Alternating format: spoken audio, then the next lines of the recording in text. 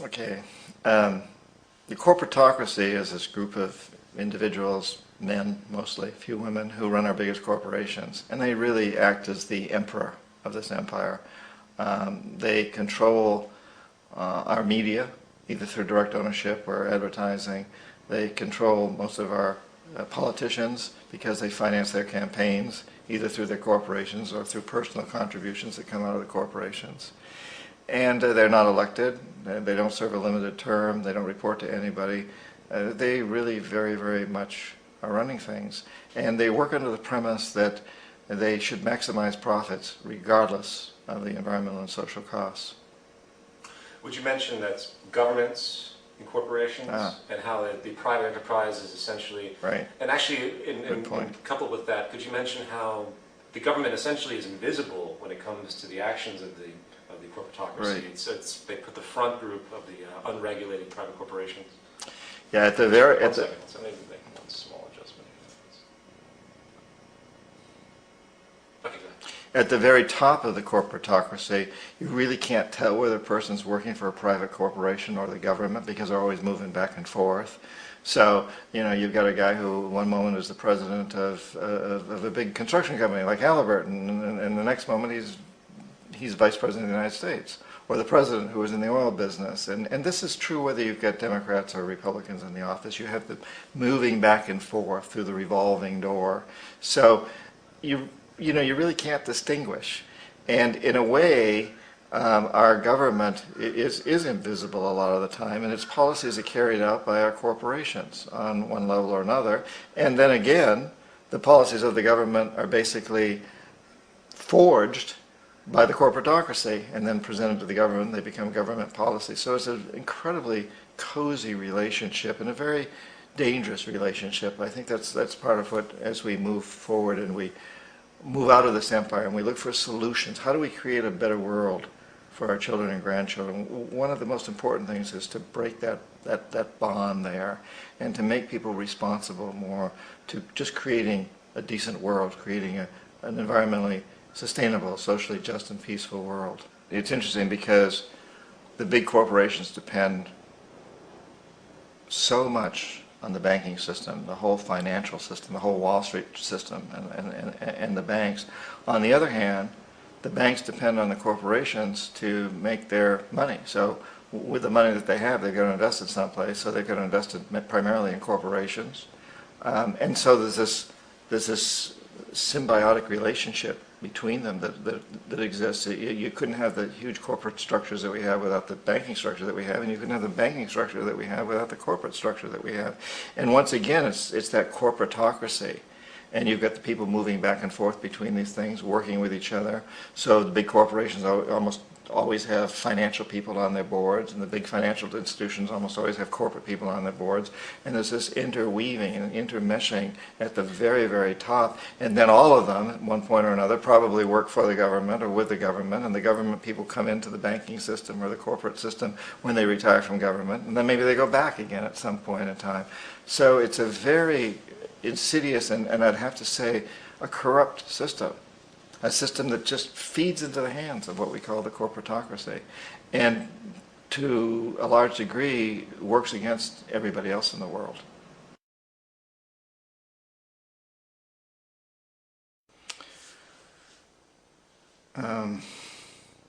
Well, we economic hitmen really have been the ones responsible for creating this first truly global empire, and we work many different ways. But perhaps the most common is that we will identify a country that has resources our corporations covet, like oil, and then arrange a huge loan to that country from the World Bank or one of its sister organizations. But the money never actually goes to the country. Instead, it goes to our big corporations to build infrastructure projects in that country, power plants, industrial parks, ports, things that benefit a few rich people in that country, in addition to our corporations, but really don't help the majority of the people at all, who are too poor to use much electricity, or the ports, or don't have the skills to get jobs in industrial parks. However, those people, the whole country is left holding a huge debt. It's such a big debt they can't repay it, and that's part of the plan, that they can't repay it. And so at some point, we economic hitmen go back to them and say, listen, you owe us a lot of money, can't pay your debt, so sell your oil real cheap to our oil companies. Allow us to build a military base in your country, or send troops in support of ours to someplace in the world like Iraq, or vote with us on the next UN vote. And in that way, we've really created an empire, but we've done it very, very subtly. It's clandestine. So all the empires of the past were built on the military, and everybody knew they were building them. So the British knew they were building them, the French, the Germans, the Romans, the Greeks, and they were proud of it. And they always had some excuse, like spreading civilization, spreading some religion, something like that. But they knew they were doing it. We don't. The majority of the people in the United States have no idea that we're living off the benefits of a clandestine empire. That today there's as much slavery in the world, more slavery in the world than ever before. That our shirts, our shoes, everything we own is made under the guise of this empire, and that there's a tremendous amount of people around the planet suffering as a result of this. We are less than 5% of the world's population living in the United States. We're consuming more than 25% of this world's resources. That's a tragedy. We got that one. So Arbenz, what happened with Arbenz?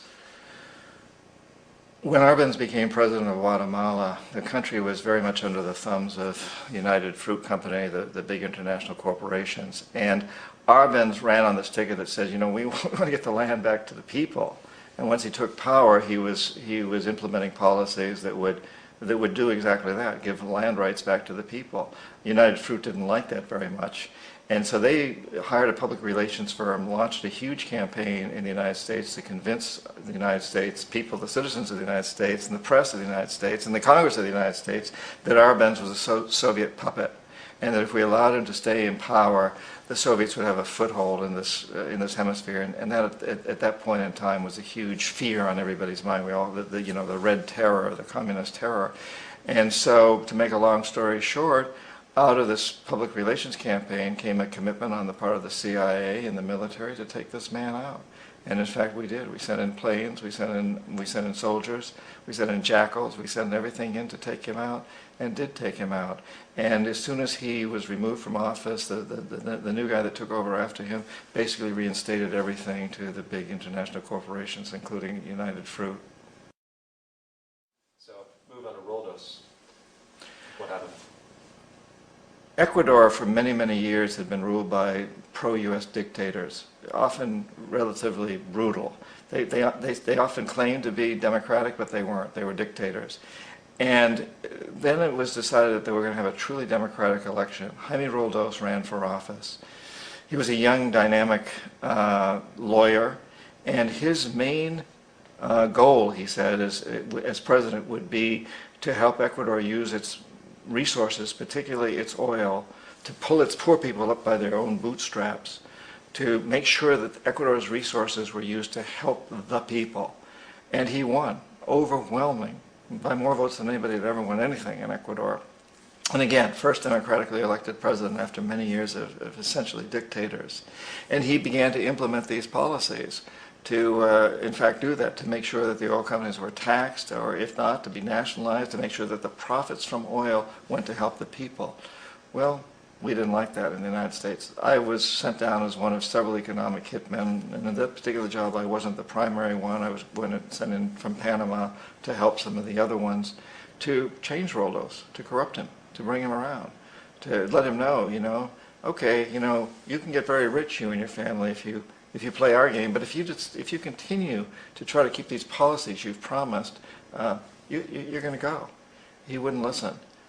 He knew that his life was in severe danger. I've become good friends with his daughter in recent years. She's now in her 40s and a member of the Congress in Quito, in Ecuador. And she said her dad was very aware that he was taking huge risks, but he took them anyway, and he was assassinated. And the means of assassination was?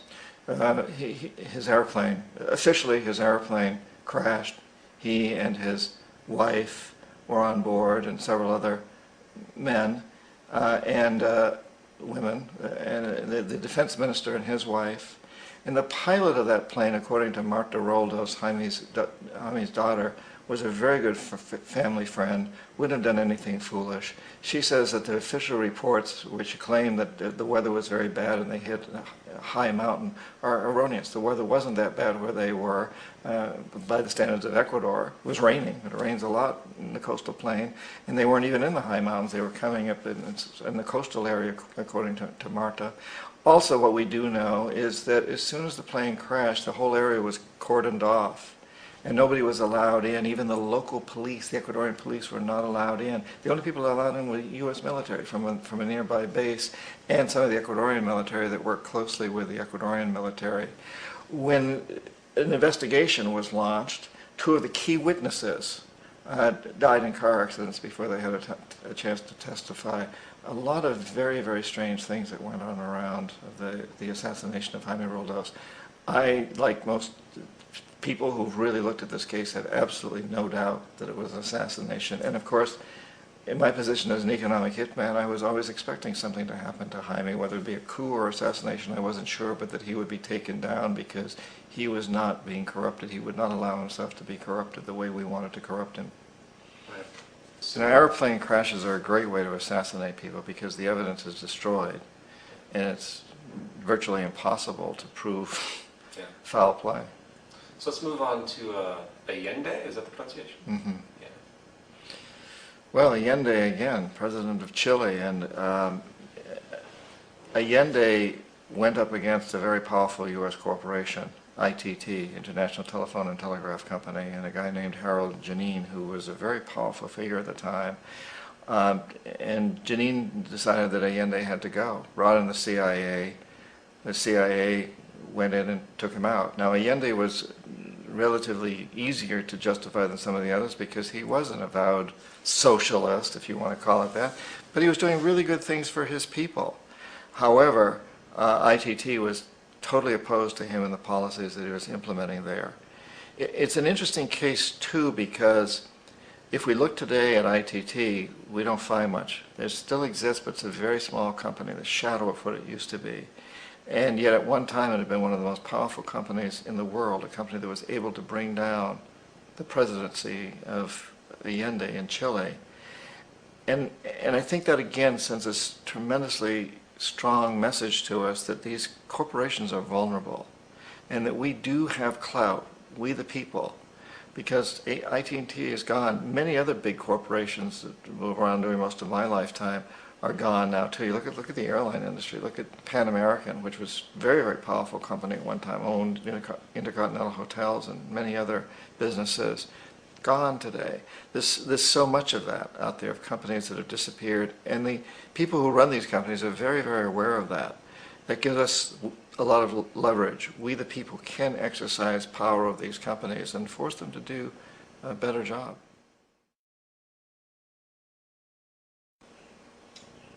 So Torrijos, describe in the same kind of brief capacity what happened to him, and denote the plane crash as well as his connections. Omar Torrijos, president of Panama, was one of my favorite people. I really, really liked him. He was very charismatic. He was a guy who really wanted to help his country. And when I tried to bribe him or corrupt him, he said, "Look, John," he called me Juanito. He said, "Look, Juanito, I don't need the money.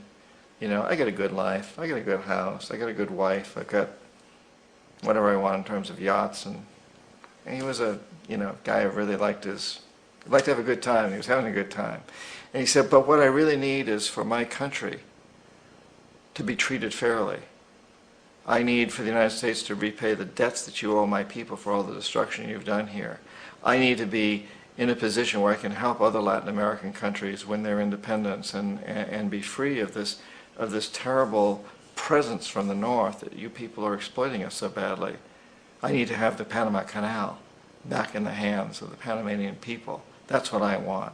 And so, leave me alone. Don't try to bribe me." It was 1981, and in May, Jaime Roldos was assassinated. And Omar was very aware of this. Afterwards, I heard from family members, and Marta Roldos, the daughter of Jaime Roldos, married Omar Torrijos' nephew. And the nephew told Marta, and I've heard this from a number of sources, that after that plane crash of Roldosa's, Torrijos got his family together and he said, I'm probably next, but it's okay because I've done what I came here to do. I've renegotiated the canal. The canal will now be in our hands. He just finished negotiating the treaty with Jimmy Carter. So I've accomplished what I need to accomplish. I'm ready to die if that's what it's going to take. And he had dreams about an airplane crash. In June of that same year, just a couple of months later, he also went down in an airplane crash, which there's no question was, executed by CIA-sponsored jackals. There was a pass-off of a radio, I think? Yeah, there's a tremendous amount of evidence that one of the security guards, one of Torrijos' security guards, handed him at the last moment as he was getting on the plane a tape recorder, a small tape recorder that contained a bomb.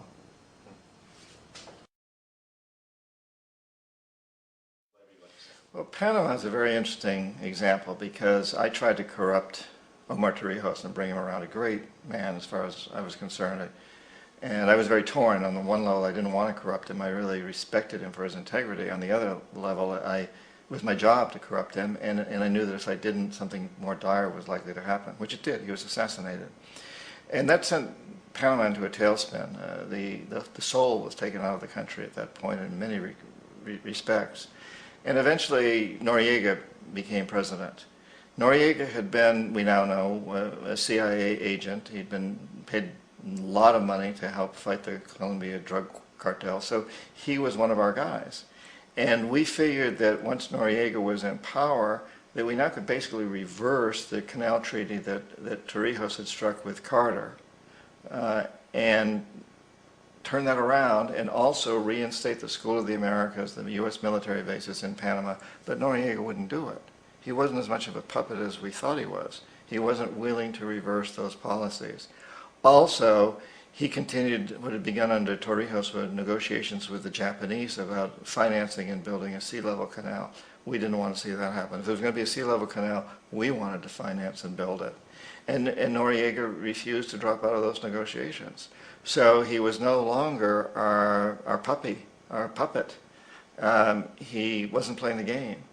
And on top of all of that, there's a lot of rumors, and I don't have any evidence to back this up. If there was evidence, it was destroyed. But there was an island off the coast of Panama called Contador, which I do know very well. It's still there. It's a resort. And in the 70s, this was a place where deals were struck and where you could take people on private yachts or however you wanted to do it. And there was plenty of cocaine, all kinds of drugs, sex, all kinds of illicit activities, and whatever happened on Contador stayed on Contador. And this was a common knowledge. I mean, I used it. I took people there. I bribed people on Contador. Everybody was doing it that was involved in South America.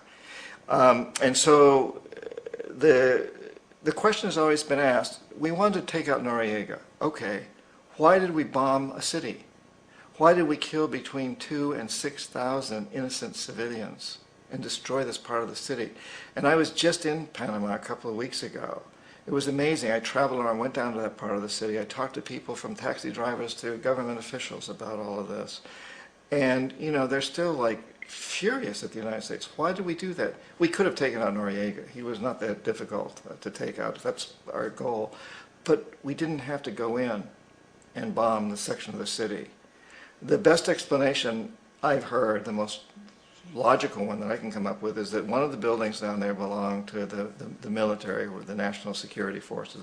Panama really didn't have an army per se, but it had these national security forces. And this building was totally demolished.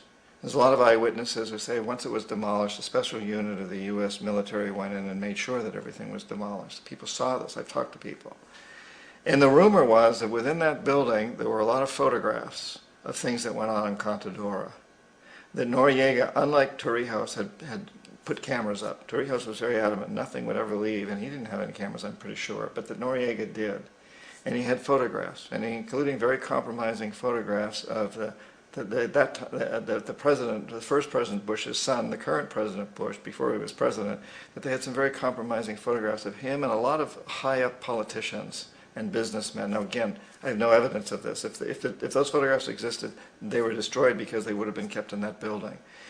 And it's the only explanation I've ever heard that makes sense to me as to why we went in and destroyed that particular part of the city, which was very vulnerable. A lot of old buildings around that we knew once we sent in some fire bombs that the whole place had to go.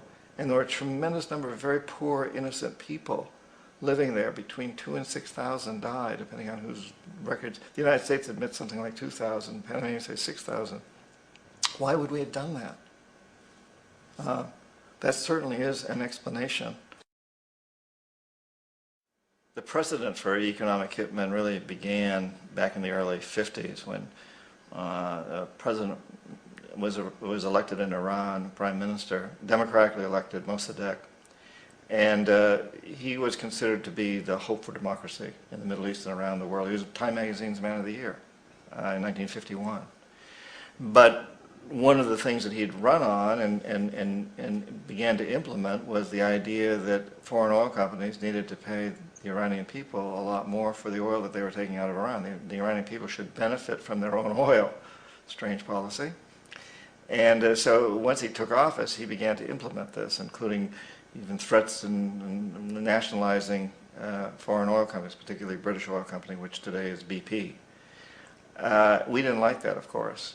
But we were afraid to do what we normally were doing at that time, which was to send in the military, as we've done in other parts of the world, because Iran was right on the border with Russia. Russia was now the primary enemy of ours, and Russia had nuclear weapons. And we very much feared a nuclear war.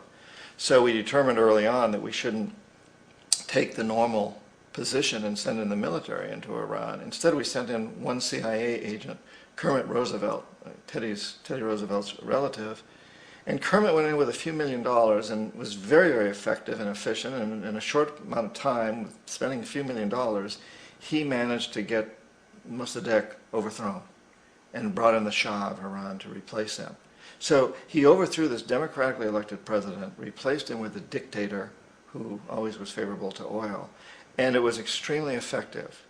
So back here in the United States, in Washington, people looked around and said, wow, that was easy and cheap and not messy. And so this established a whole new way of manipulating countries, of creating empire. The only problem with Roosevelt was that he was a card-carrying CIA agent, and had he been caught, the ramifications could have been pretty serious. So very quickly at that point, the decision was made to use private consultants to channel the money through the World Bank or the IMF or one of the other such agencies, to bring in people like me who worked for private companies, so that if we got caught, there would be no governmental ramifications connected with this. And it is interesting to me how this system has continued pretty much the same way for years and years and years, except the economic hitmen have got better and better and better, so we've and more subtle. But then we come up with, very recently, what happened in Venezuela. In 1998, Hugo Chavez gets elected president, following a long line of presidents who had been very corrupt and basically destroyed the economy of the country, put the largest middle class in Latin America had suddenly become impoverished because they put the country into such debt and people into debt. And Chavez was elected amidst all that. Now, Chavez was not a radical opposed to the United States at that point in time. But after 9/11, Chavez went on the record of saying, I hope that the people of the United States will see what's going on here and understand that there's a lot of anger and resentment in the world. And that was resented in Washington, that he would say that. And so a campaign was launched to make him look like a villain. And then in 2002, a coup was staged, which there's no question in my mind, and most other people's minds, that the CIA was behind that coup. But Chavez was very smart, and he had people hidden in the palace and so on, and plus he had the people in the streets, took to the streets, and the huge numbers of poor people in Venezuela took to the streets and demanded his return. And so he came back into power. And yeah, the way that coup was fomented was very reflective of what Kermit Roosevelt had done in Iran, of paying people to go out into the streets to riot, to protest, to say this Chavez is very unpopular. And if you can get a few thousand people to do that, television and can make it look like it's the whole country, and things start to mushroom. So it was very reminiscent of that, except in the case of Chavez, he was smart enough, and the people were so strongly behind him and so expecting this to happen that they overcame it, which was a phenomenal moment in the history of Latin America. Because regardless of what one thinks of Chavez, and I personally have my problems with his rhetoric and his behavior sometimes, but the fact that he has stood up to the United States, and he's done it primarily demanding that Venezuelan oil be used to help the Venezuelan people. That has always been his philosophy, and his success at actually making that happen has its ups and downs, but that's always been the philosophy. And also to use some of that money to help other poor people throughout the continent. The fact that that happened encouraged other countries like Bolivia and Ecuador and Chile and Argentina and Brazil and Uruguay and Nicaragua and Guatemala and so many others to hold democratic elections and vote in presidents who said, our resources must serve our people. So Correa of Ecuador ran on a campaign basically that says the profits from Ecuadorian oil must help Ecuador's poor people. And Morales ran on a campaign that said the profits from Bolivia's gas must help Bolivia's poor people. And I don't think that would have been possible had it not been for what Chavez did. So I think history will look back and see this man as being a very key figure in what's really occurring in Latin America today, which is a true nonviolent revolution. There's a democratic revolution happening south of the Rio Grande, and it's very, very significant, more significant than most people in the United States realize. More than 80% of the population of South America in the last democratic elections has voted in the president that said no more exploitation by the corporatocracy. Our resources must help our people. And it's been nonviolent. It's been democratic. It's an amazing process that's going on.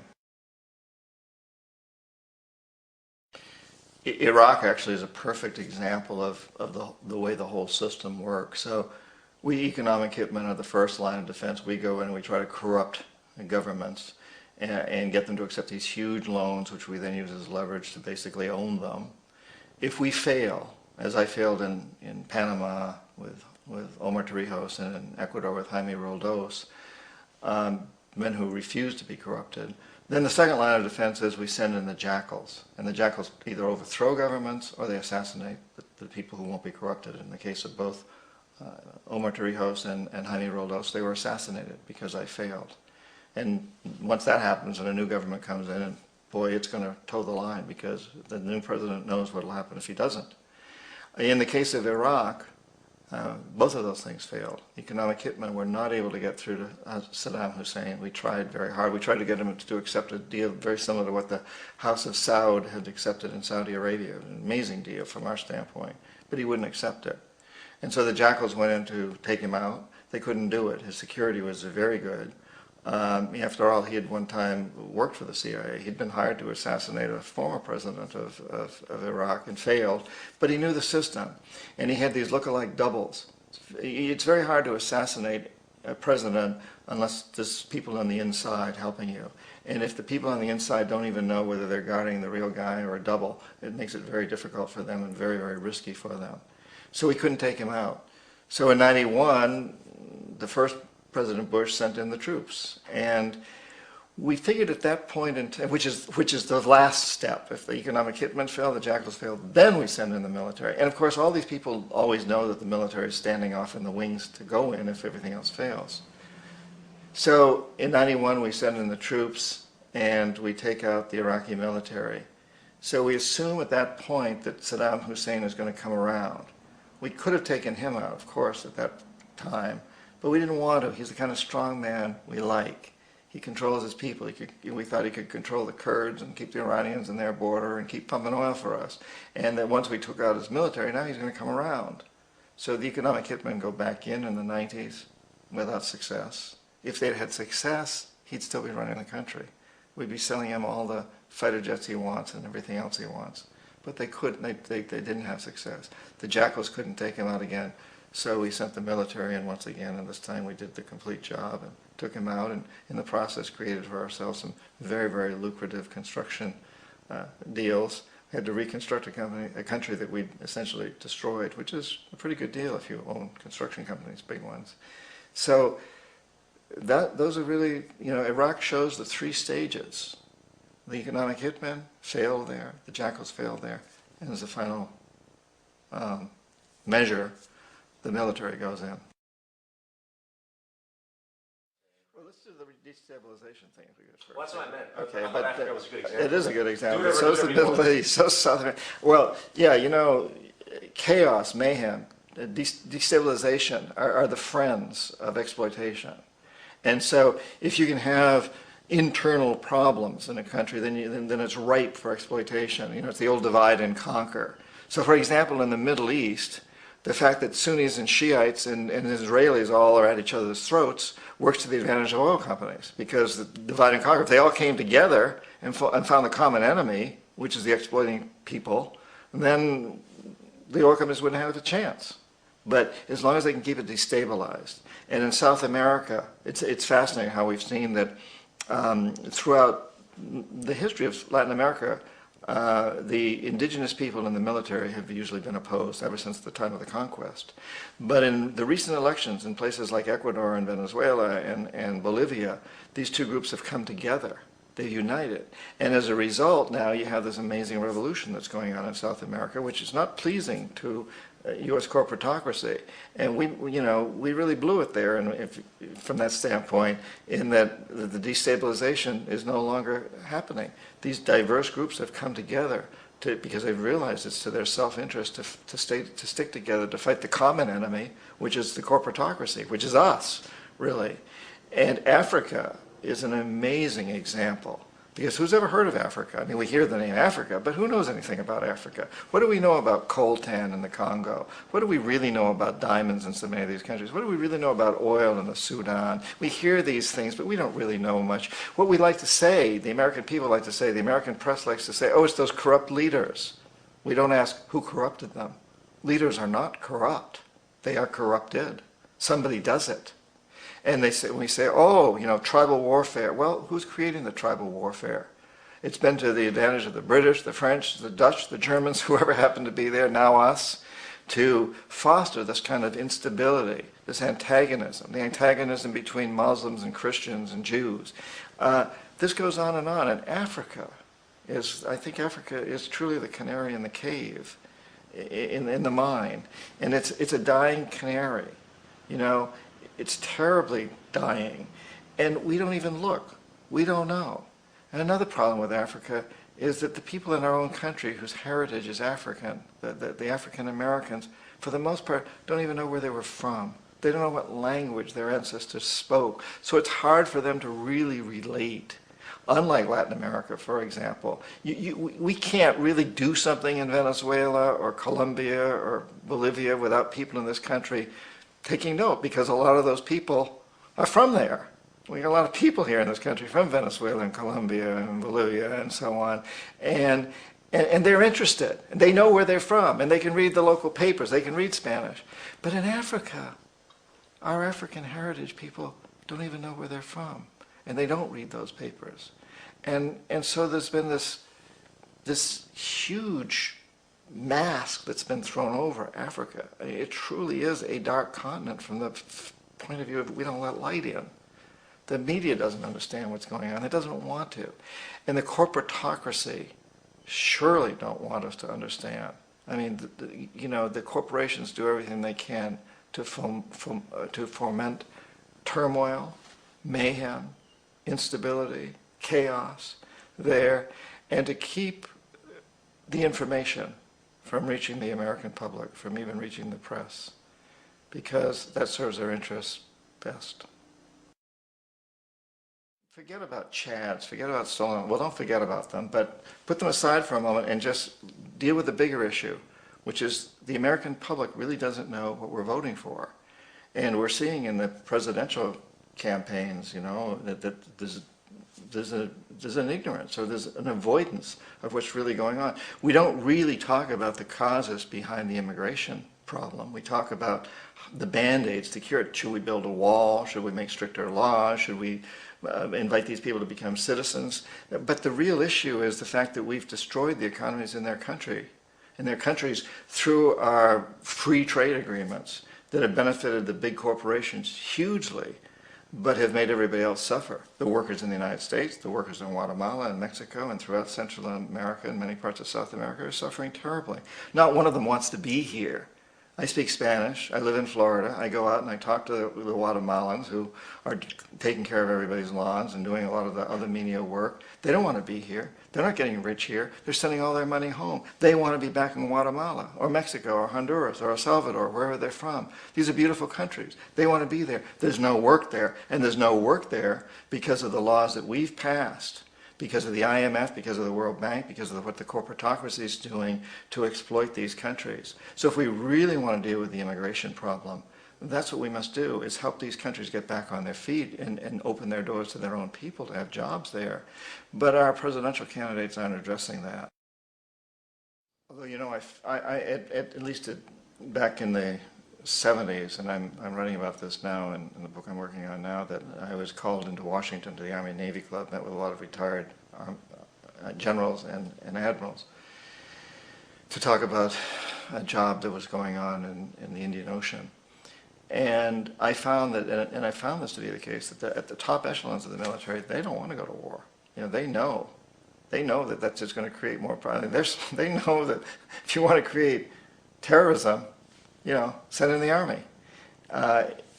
The lower echelons are uneducated about that, don't understand, but the highest echelons, I think in general the military doesn't want to go to war. The politicians want to go to war. The corporations want to go to war, because every corporation many corporations stand to make a tremendous amount of money out of war. So you and I may think that Vietnam was a failure and that Iraq is a failure, but if you own a big industry that has any relationship whatsoever to the war machine, and that includes insurance companies and banks, and includes companies we don't usually think of as being part of the military-industrial complex. If you happen to be the CEO or a major owner of any of those corporations, you think that Vietnam was a huge success, and so is Iraq.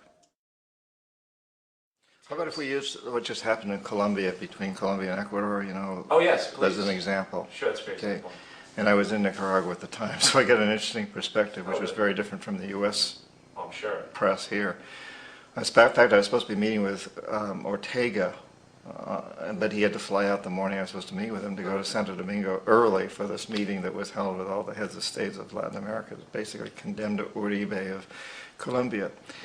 But if we look at the situation in Colombia, which is let me think of the word here. If we look at the situation in Colombia, which is symbolic of so many, you go back to the time when I was in Colombia in the 70s, and I was there to get huge World Bank and Inter-American Development Bank loans for Colombia to build infrastructure projects using U.S. corporations to do it. Particularly, we were building big hydroelectric dams, transmission lines, pipelines, those sorts of things. And the poor people of Colombia objected very, very strongly, the campesinos, the majority of the people. For example, we would dam up rivers to create hydroelectric projects and destroy vast amounts of farmlands, destroy towns. And then we would build transmission lines from these across llanos and jungles and through people's backyards and these big transmission towers. But the people who lived in those areas didn't get any electricity. They got absolutely no benefits. And they were outraged. And so they formed what we would call guerrilla groups, sort of like the Boston Minutemen. And it was fascinating that my company, Charles T. May, and we had offices in Barranquilla and in Bogota, Colombia. We were designing these huge projects. We were not allowed to send any U.S. citizens, engineers, to the project site, only Colombians, because it was too dangerous. The guerrillas, as we call them, would come down and attack the construction camps. And they would send the workers down the river in canoes. They didn't hurt them, but they scared them. And this went on and on. And meanwhile, now oil exploration is starting in other parts of Colombia, and similar things are happening there. The campesinos are very strongly objecting to oil. and the guerrillas would come in. And originally they were supported financially by Russia and China to a certain degree, and to a certain degree by Cuba. And of course we then painted them as being communists. And most of them didn't care at all about philosophy. They just simply wanted to have their lands. These were desperate people. Their lands were being destroyed. Their families were starving. And they wanted to get us out of there. And they wanted not to have this happen anymore. But we accused them of being communists. Well, as communist funds began to dry up, as things happened in Russia and China and Cuba, that funds began to dry up, they turned to extortion, blackmail, kidnapping, and drugs as a way of financing themselves.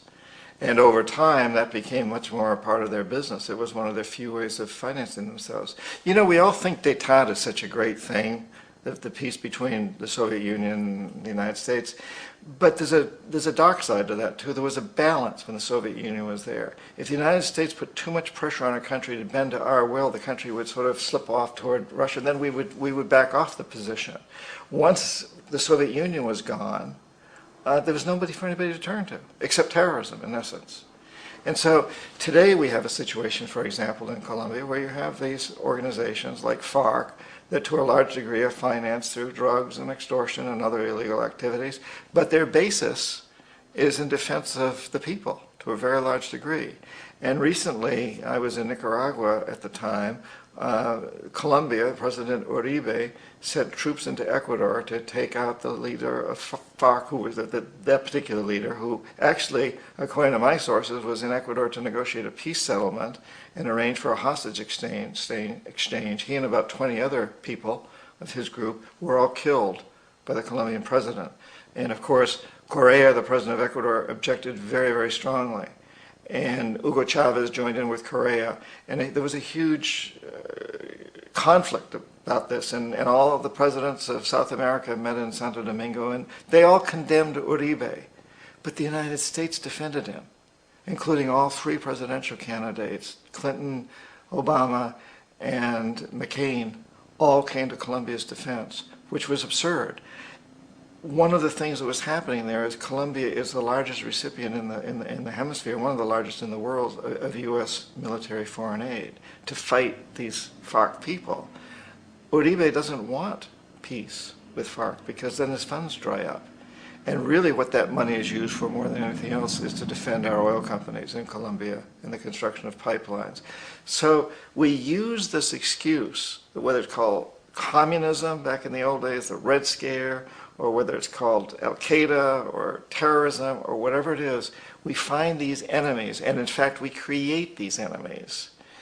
And this gives us a foothold into the country so we can have our military in there and we can use them to defend our oil companies, which in the case of Colombia and Ecuador and throughout so much of Latin America are terribly, terribly exploitative and destroy environments, destroy people. The largest environmental lawsuit in the history of the world today is being brought on behalf of 30,000 Ecuadorian Amazonian people against Texaco, which is now owned by Chevron. So today it's against Chevron, but for activities conducted by Texaco throughout the years of dumping what's estimated to be more than 18 times more than what the Exxon Valdez dumped into the coast of Alaska. In the case of Ecuador, it wasn't an accident. The oil companies did it intentionally. They knew they were doing it to save money out there rather than arranging for proper disposal. That's unbelievable. It is. It's so blind because they're just killing themselves in the end. Well, they make a hell of a lot of money in the process. Right. And none of these executives expect to be, to hold their job for more than a few years anyway. So right. Make a killing while you're there. Whatever you want to go with that. I know it's kind of an obscure question.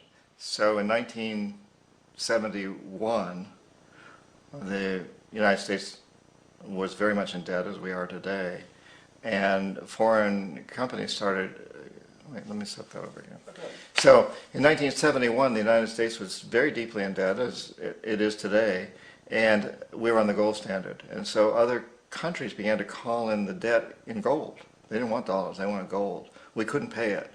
And so Nixon and his buddies took us off the gold standard. And of course the argument at the time was made that there's no economic reason to be on a gold standard, but the truth of the matter is we couldn't pay. We were bankrupt. We couldn't pay in gold. So we simply went off the gold standard and said, here, we'll pay you in dollars, but we don't need to back it up with gold.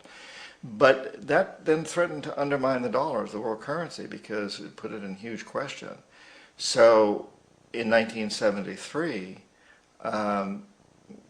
when the OPEC oil embargo hit, it created an ideal opportunity to do something that was even better than the gold standard.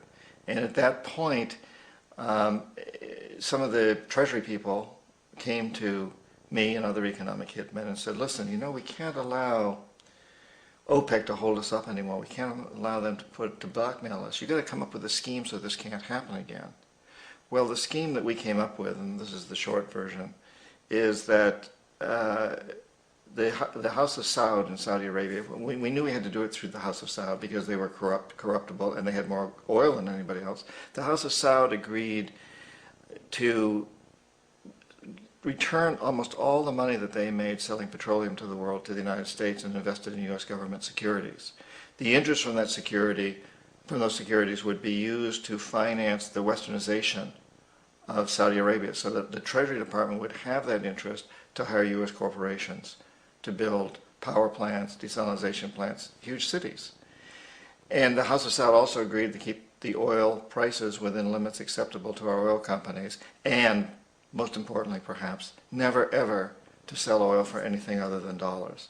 So suddenly, in a couple of years, the dollar had moved from being on the gold standard to just being free-floating, basically, to now developing its own standard, the oil standard, which in many respects was much more powerful than the gold standard, because after all, oil has inherently more value in the modern world than gold does. And so today we've been struggling all these years with this same situation where we're on the oil standard. And now we're once again at this position where we hold tremendous amounts of debt. We're a huge debtor nation, the largest debtor nation in the world in the United States. And other countries are beginning to say, but we want our debt in something other than dollars because we don't like the dollar, we don't trust it. So Saddam Hussein threatened to go onto what he called an oil burst, oil exchange, where he would sell oil for something other than dollars, yen or euros or some other currency. And that's one reason that we went after him. That's just one more reason. And today, interestingly enough, Iran is doing the same thing. Iran is offering to sell oil. In fact, they say they want to sell oil not for dollars ever. They want to sell it for other currencies. This is a huge threat to us. I think it's the primary reason why we're making threats as if we're going to attack Iran. I don't think it has nearly as much to do with nuclear energy as we like to think it does. It has to do with oil and the oil bursts.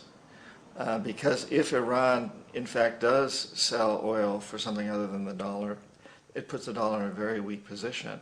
And if someone wants to bankrupt us, someone like China or Japan or one of the other big holders of our debt, they can call in our debt in euros or in something else.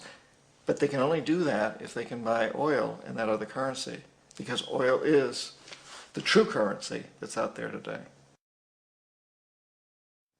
Well, oil is the ideal fuel for the corporatocracy. And so when you have a resource like that, you can really control it. And of course the corporatocracy likes that. Also everything downstream. You have to have gas stations, you have to have pipelines, you have to have all these things. And that's a reason why biofuels, ethanol, things like that are acceptable to them, that more acceptable to Washington, to the corporatocracy, than, for example, solar, which you don't have that kind of control over. So oil is really it's a political football. It is a tremendous convenience for those who want to control, and it is the backing of our currency today. So the dollar is backed by oil. So it makes it very hard to talk about getting off oil from a political standpoint. You know, if every tile on every roof was a solar panel, which is technologically possible, think of what that would do.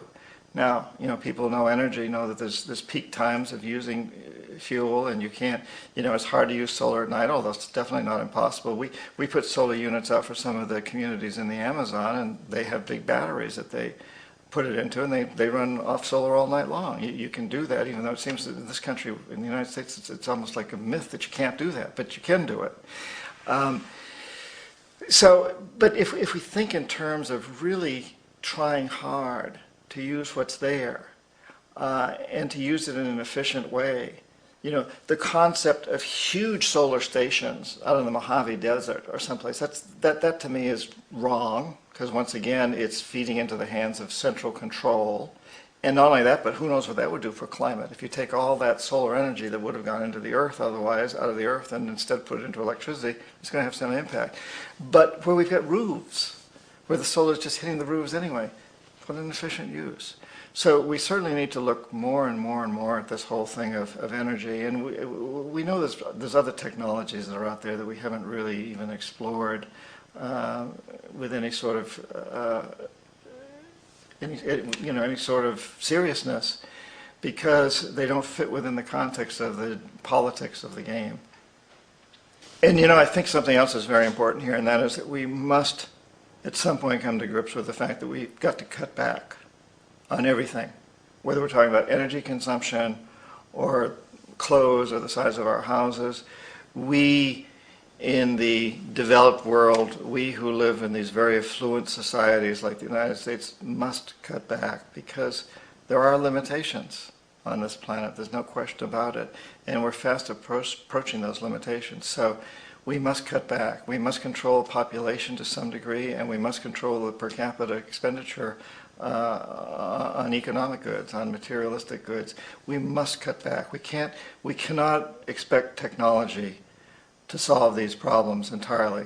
We have to also solve them by spirituality, by realizing, for lack of a better word, spirituality, by recognizing that happiness doesn't come through consuming more and more energy, consuming more and more products. It comes from something much deeper, something much more basic, that feeling of oneness, that bliss, that connection with all the plants and animals and elements and other people. We have a great deal of power over these corporations. And so we're at this amazing time in history where there's a world empire. And I think for the first time, we don't want to overthrow it. We don't want to get rid of it. We want to change it. We want to do something that's never been done in history before. We want to break an old pattern, because if this empire collapses, then history tells us that there'll probably be some wars, economic or military wars, and eventually some new empire will emerge. We don't want that. What we'd rather do is transform this empire, make it into a true model of a world where we can live sustainably, environmentally sustainably, in a socially just world, in a peaceful world.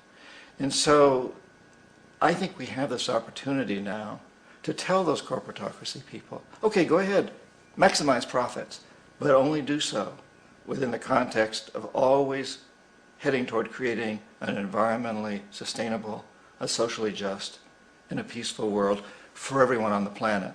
Because we know that our world won't be stable and just and sustainable unless the entire planet is. We live in a very, very small community. That's the other thing that's grown out of this empire, is the world community has shrunk tremendously. When I was an economic hitman in the 70s, several times I spent 3-4 days trying to make a phone call from Jakarta, Indonesia to Boston, Massachusetts. Today you can call any place on the planet instantaneously. You can go to the deepest part of the Amazon through satellite phones. You can send a whole book by email almost instantaneously from any place on this planet. We are a very, very small world. And I have a grandson. He's about 6 months old now. I'm very aware of the fact that my grandson cannot possibly hope to inherit a sustainable, peaceful, stable, socially just world unless every child today growing up in Ethiopia, in Indonesia, in Bolivia, in Palestine, in Israel also has that same expectation. So here we are at this amazing time in history. Small world, ruled by the emperor, which is a corporatocracy, which is it's a corporate ruling. It's a commercial. It's an economic thing. It's not a military thing. And these corporations are very, very vulnerable. We can turn them around, and we must turn them around. Where does the desire to keep making more come from? Where Yeah. does greed come from? Sure. Where does, well, I think that greed in a way is our measure of success. So if I'm a corporate executive and I'm making $5 million a year, and the guy in charge of my rival company is making $6 million, I feel I got to do better. I got to surpass him. That's my measure of success. If I'm an athlete, same sort of thing. The athletes are all vying with each other to see who makes the most money, because that's how we measure our success in general. And of course, it's a false measure of success, because we all know really happiness is the success. What kind of a life do we lead? How do we relate to our families? How do we relate to the world? And if in the process of making this extra $1 million as a corporate executive, or a movie star, or an athlete, or whatever, we're also creating a bigger gap between us and the people in Indonesia who are making the shoes that we wear as an athlete or as a corporate executive, or the clothes that we wear as a movie star, then in the long run we're making this a much less stable world, a much more dangerous world for ourselves and our progeny. And so we must turn this thing around and really look at what is it that we value. It really isn't money. And you know, working with CEOs and people in top management for many, many years, as I've had, including I still continue to. I give talks to big corporations and their executives. I just came back recently from giving one. I'm very struck by the fact that I've never met an evil CEO. They may exist, but I haven't met any. I've never met one that wants to see Florida sink beneath the ocean. I've never met one that wants to see the ozone layer destroyed, or wants to see more poverty and misery in the world. What I need is men and women who have been taught in business schools, who have been taught within their corporate cultures that they must maximize profits regardless of the costs, the social and environmental costs. But they don't really want to do that. And they're really not buying into this idea that they got to make an extra $1 million to compete with the guy in the next post. That's really not what they're about, as far as I can see. They do it because that is their measure of success. It's the same reason that it starts when we're in school, you know. I mean, the kid sitting next to us gets an A and we're getting a B, and there's pressure put on us to do better than them, or excel in a sport for whatever reason. With this constant thing of this is how we measure ourselves. We really need to turn that around. You know, it would be such a different world if the Fortune 500 were not the wealthiest 500 people or the wealthiest 500 companies, but instead were those that do the most to make a better world for our children. Just think if Randy Hayes, who founded Rainforest Action Network, was in the Fortune 500, not because of money he makes, but because of what he does. Just think, you know, what if people like that were Time Magazine's Man of the Year? This is the direction we must move in. And you and I can create that. It's in our hands to do that. And I also think we need to understand that almost every executive out there is looking for that too. Obviously they love their grandchildren. They don't want to see the entire world destroyed. Well, it's our form of adulation. So, you know, how do we honor corporate executives? We honor them by making, but no, they think they're being honored when they get more pay, when they get bigger bonuses, when their stock increases, because that's the system that we're buying into that says that's the measure of success. How much money do you have? How big is your house? How large is your yacht? How many private jets do you have? I mean, we the people make a big point of that. We watch television shows about this. We watch movies about it, and we say, oh, wouldn't it be nice if I had a big yacht like that and a huge mansion and 15 houses like that? Right. So, you know, we put these people in this position.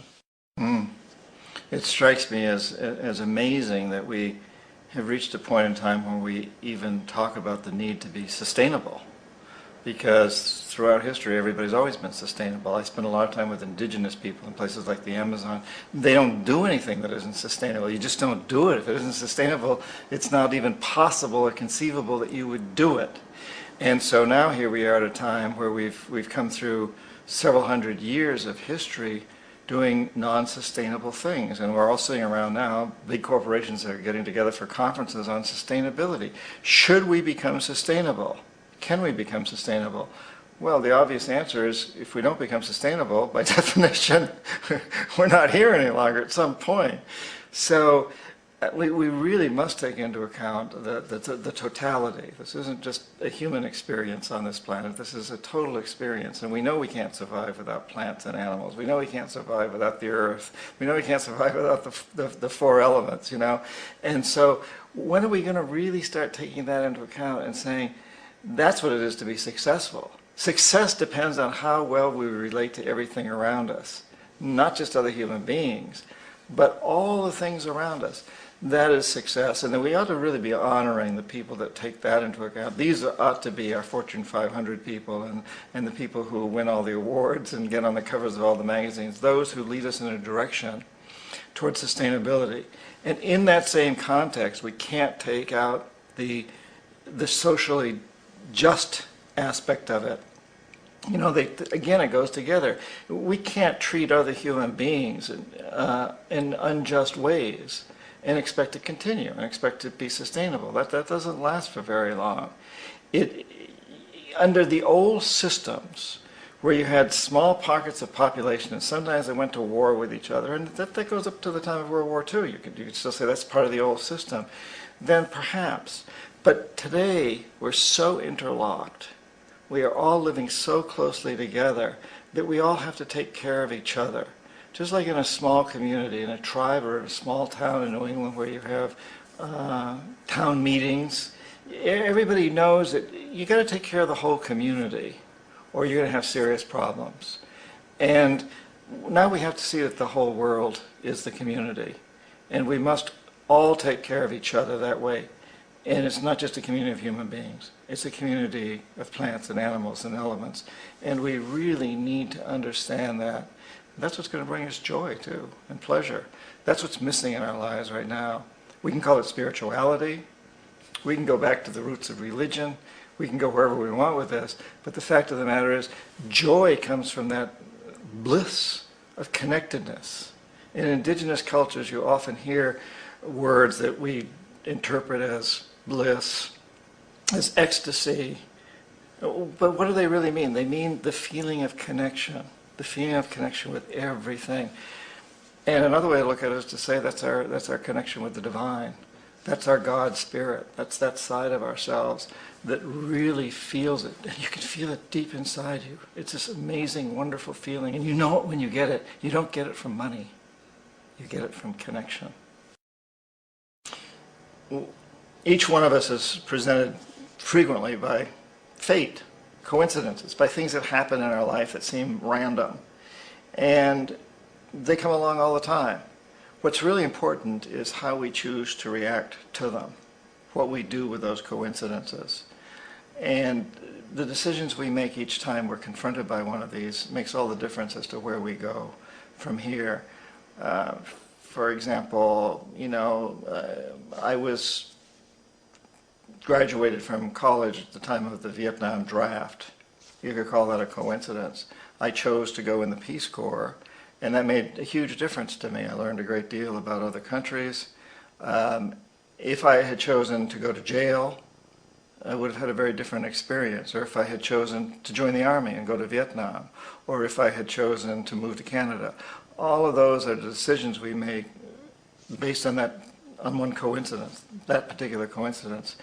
And I think it's actually very important that we would be conscious of that when these coincidences present themselves. And it could be a hardship. Suddenly, you've gone bankrupt. Okay, and it may not exactly be a coincidence, but it's an event. You're bankrupt. Well, what are you going to do with that? Where are you going to go with that? And to realize that the decision you make at this point in your life is going to have a huge effect on you. My daughter recently gave me a grandson, but before the grandson arrived, she knew she's going to have a baby. And she's got to buy cribs, and she's got to buy clothes, and she's got to look at what kinds of diapers to use, and all these kinds of things. She had every point along that line made the decision that she wanted to do the thing that was most environmentally and socially responsible because she saw it as an investment in her child's future. And she couldn't always find good alternatives. In some of these areas, like car seats, for example, it's really hard to find ones that aren't made in China or someplace. But to be aware that you're doing everything you can and you're going to make every attempt, and not to see this as a sacrifice, but to see it as an investment in your child's future. By doing the right thing now from an environmental and social standpoint, we are taking care of our children, our grandchildren, all the future generations. I think it's so important that we understand that. And sometimes we can't make that investment. Sometimes we just can't afford to make an investment, even though we know it would be a good investment. At times like that, we just have to do our best, but realize that we're foregoing an investment and commit ourselves to making that investment the next time it's possible for us to do so. From a practical standpoint, what can we do to make this a better world for ourselves and future generations? That's the essential question right now. And I think we all know a lot of the basic things we can do. You know, we should never buy anything that's made in a sweatshop, that's made by slaves, that's made by people that suffer, that aren't given good health insurance, that aren't taken care of, and their families aren't taken care of. We just shouldn't buy anything that's made by people like that. We know that. We shouldn't drink water that comes out of plastic bottles and brought to us from Fiji or someplace way off like that where we're exploiting another country's water supply. You know, we shouldn't waste fuels. We shouldn't be inefficient in that. We shouldn't build houses that are way too big to satisfy any common sense within us. There's so many things like that that we all know. We shouldn't be putting chemicals in our foods and so on and so forth. But I think beyond all of that, if you really come right down to it, those are all Band-Aids. And we need Band-Aids badly because we're hemorrhaging. But beyond all that, I think each one of us needs to look deep inside of ourselves. Every one of us has passion, and every one of us has talent. Now, I'm a writer, that's my passion, and I hope I have some talent as a writer also. But regardless of whether you're a filmmaker, a musician, a carpenter, a plumber, a teacher, a housewife, whatever you are, you've got passion and you have talent. And if every one of us can go deep into our passions, can realize our passions, using our talents to do that, but always have as a guiding point that we will work to creating an environmentally sustainable, socially just, and peaceful world, then we will get there. We will all get there if that's the destination that every one of us has. We can come from many different directions. I'm often struck by how fortunate we are that during the time of the American Revolution, Tom Paine didn't try to lead armies. And George Washington didn't write pamphlets. Paine followed his passion. He was a writer, he had talent. And Washington followed his passions and talents as a leader of men.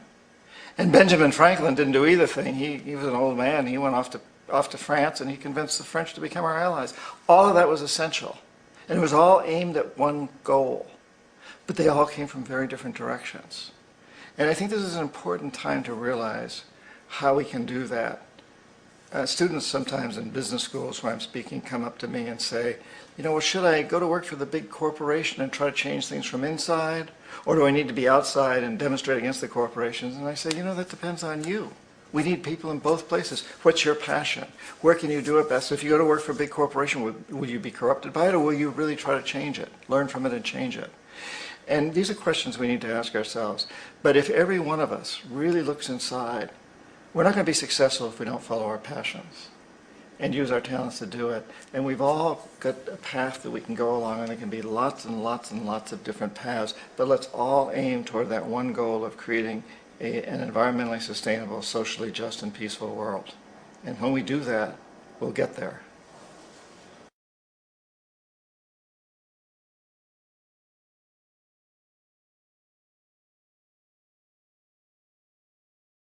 Remember the 5th of November.